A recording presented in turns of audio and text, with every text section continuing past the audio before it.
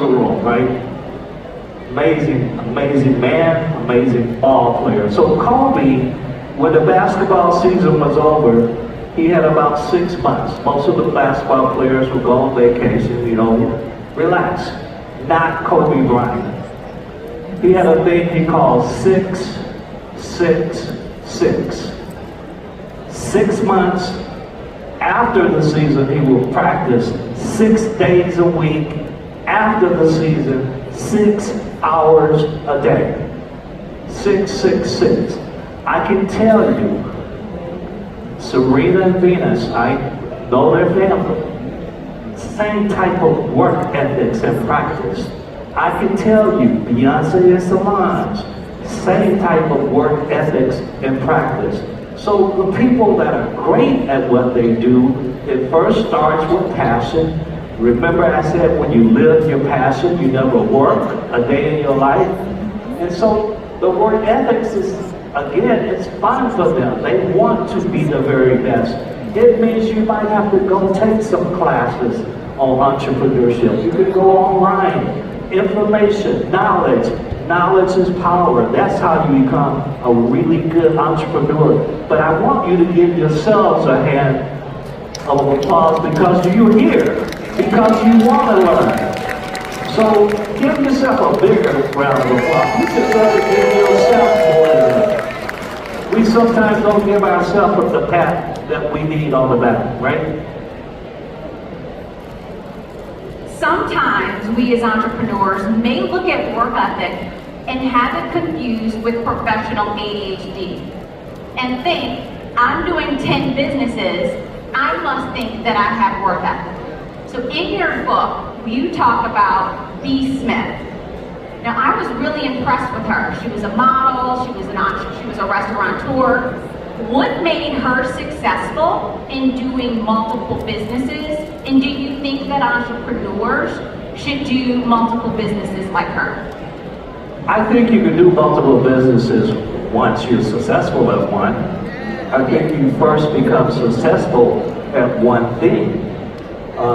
In the music industry, a great example, a lot of recording artists, they want to be artists, but then they want to open up, a store, a clothing store, or they want to design a fashion line.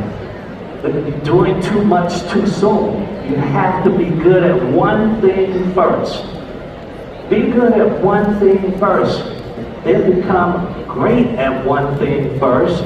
Now you have a client base. So if all of you are my clients because I'm doing one thing, now I can sell you something else because now you're my clients. I have your information. You bought into my brand.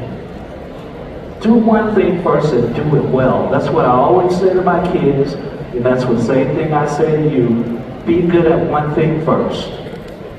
And what is the best way to pivot? After you have that one thing solid, how do you market yourself to a new customer base as something different?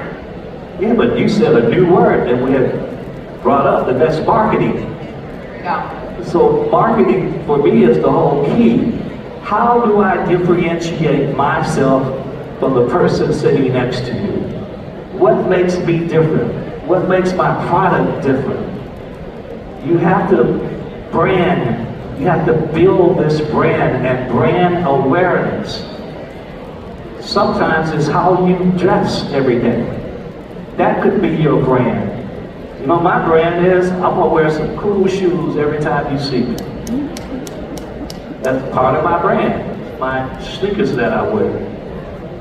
So you have to build this brand when you have a company. People buy you first and then your product. I'm gonna say that again. People buy you first and then your product. Most people don't understand that. People are evaluating you, looking at you. And now with all these cameras, they really are looking at you. So just remember, people are buying you first when you're in business. When you walk into that bank, you have about 3 seconds before people judge an opinion. When I walked out on this floor, I had about 3 seconds. I call it the 3-second rule. when people form an opinion of you. So please keep that in mind. Now, when we're building our brand, eventually there comes a time where we can't do it by ourselves. We kind of talked about this before we came on stage. And in your book, one of the deep parts of DNA is team building. You mentioned several companies, and one that I really like is Soft Shake Carson, right? And all these global brands that have all-star teams.